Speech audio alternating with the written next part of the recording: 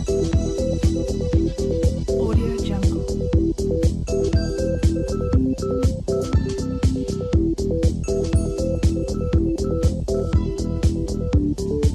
Audio Jungle. Audio Jungle.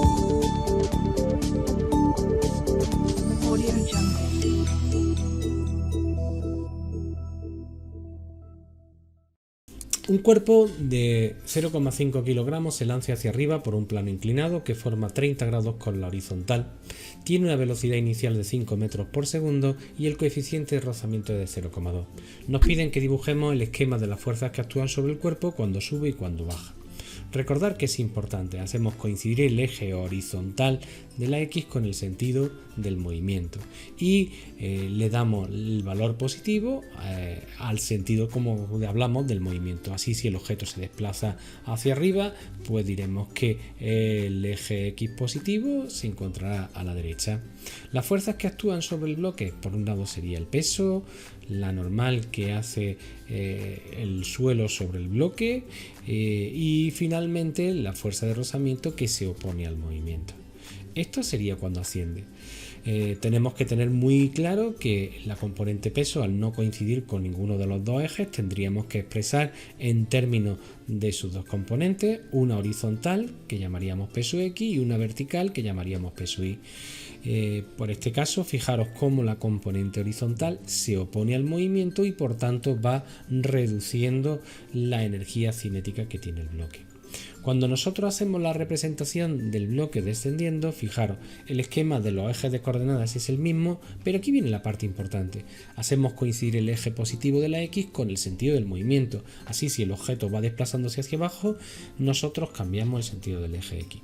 Esto va a ser importante, puesto que cuando ahora representamos otra vez las mismas fuerzas, la primera cosa, siempre la fuerza de rozamiento va en oposición al movimiento y por eso la colocamos ahora en la parte superior, pero fijaros qué cosa más interesante, y es que ahora es la componente horizontal del peso la encargada de aumentar la energía cinética del objeto cuando desciende.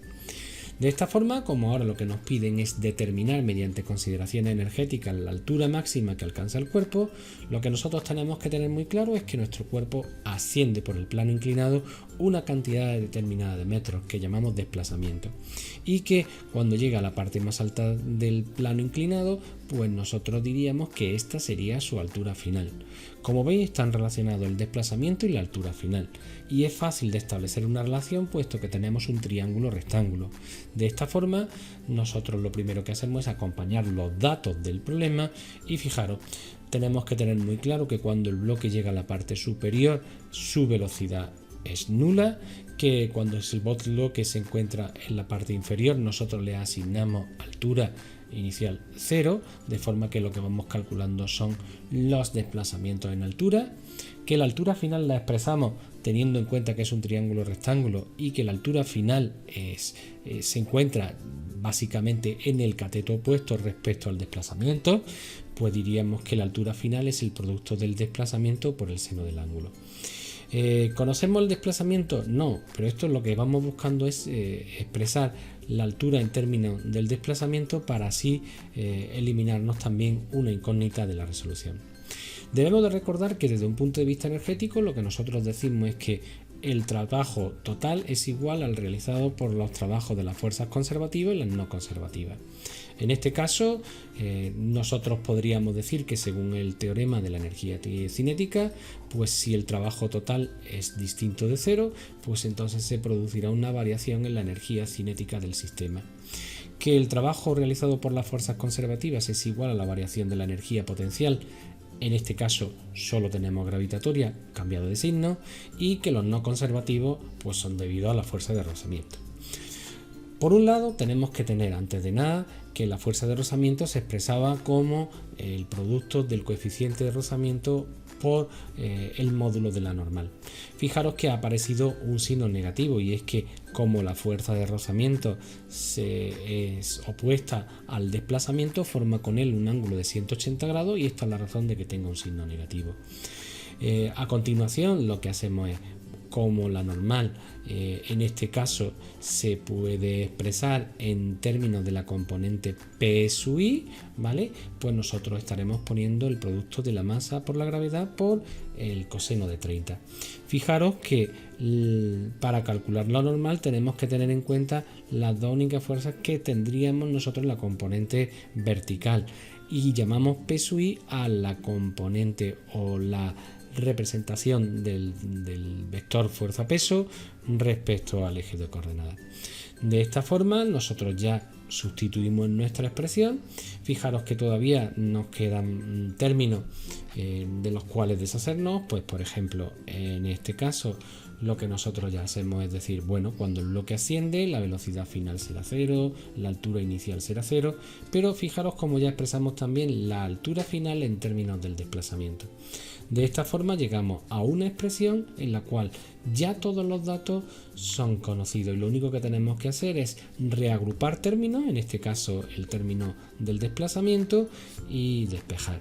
Fijaros que la masa se repite en todos los lados y podríamos operar sin ella, y despejamos el desplazamiento que se nos queda en términos de la velocidad inicial al cuadrado, de la intensidad de la aceleración de la gravedad, del coeficiente de rozamiento y de las componentes angulares, seno de 30 grados y coseno de 30. De esta forma el desplazamiento tiene un valor de 1,895 metros y simplemente usando la relación que existe entre la altura final y el desplazamiento usando razones trigonométricas determinamos que la altura final es de 0,947 metros.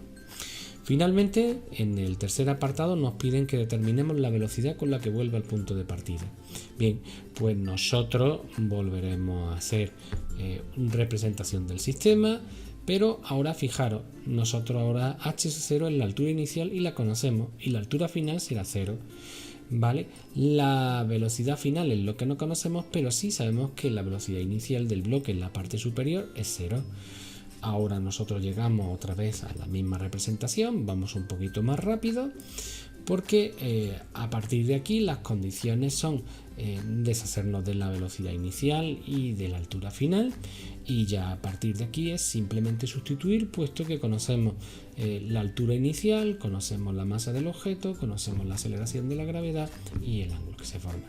Así, la velocidad final, llegaremos a esta expresión en la cual aparece la raíz de 2 por g por la altura inicial menos el coeficiente de rozamiento por el coseno de 30 y por el desplazamiento.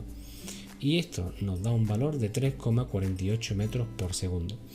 Como veis, este valor que obtenemos aquí es inferior al de la velocidad inicial cuando comenzó a subir, y es que nuestro objeto al realizar también trabajos no conservativos, y en este caso debido a fuerza de rozamiento, ha ido perdiendo parte de la energía inicial que tenía.